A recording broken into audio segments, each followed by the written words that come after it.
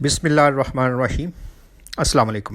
روس اور یوکرین کی حالیہ جنگ سے اقوام عالم کے لیے چند سبق اور کچھ اندیشے۔ پہلا سبق، روس نے یوکرین پر حملہ کیا، یہ اخلاقی لحاظ سے ایک غلط قدم ہے، لیکن نہ تو یہ پہلا غلط قدم ہے اور نہ ہی کوئی مضبوط طاقتور ملک دنیا میں موجود ہے جو اخلاقی لحاظ سے روس کو منع کر سکے۔ روس نے اس سے پہلے 1999 میں چچنیا پر، 2008 میں جارجیا پر اور 2014 میں کریمیا پر حملہ کر کے قبضہ کیا، لیکن اس کو اخلاقی لحاظ سے منع کرنے والا امریکہ بذات خود ایک بہت ہی برے ریکارڈ کا حامل ہے، کیونکہ امریکہ اور نیٹو الائنس نے مل کر 1945 سے لے کر اب تک 200 سے زیادہ جگہوں پر جنگ چھیڑنے میں پہل کی۔ دوسرا سبق، ہر ملک نے اپنی حفاظت خود کرنی ہے، دوسرے ملکوں کی ضمانتیں قابل بھروسہ نہیں ہیں۔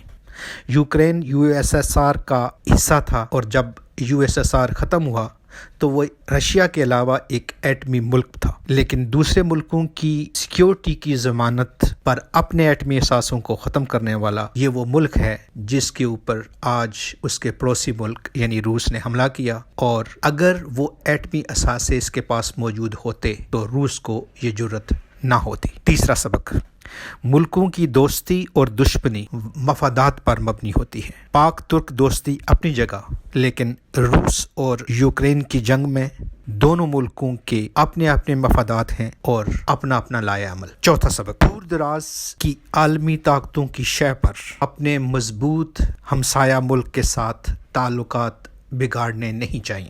یہ غلطی یوکرین نے روس کے خلاف کی اور اب وہ اس کا خمیازہ بھگت رہا ہے۔ اب کچھ اندیشے۔ UNO نے حالیہ کردار سے یہ واضح کیا ہے کہ وہ بڑی طاقتوں کے معاملے میں انصاف کرنے سے قاصر ہے۔ یہ بالکل ویسے ہی ناکام ہے جیسے پہلی جنگ عظیم کے بعد بننے والی تنظیم لیگ آف نیشنز ناکام ہوئی اور اس کی ناکامی کی وجہ سے دوسری جنگ عظیم ہوئی۔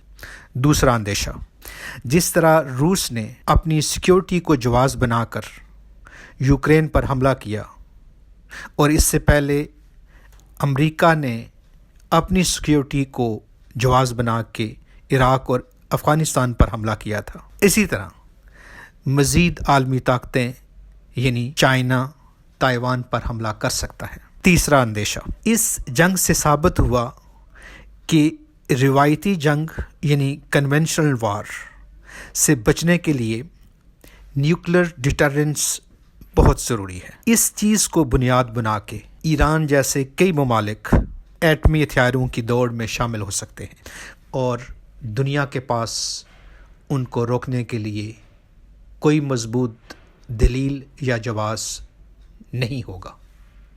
بہت شکریہ۔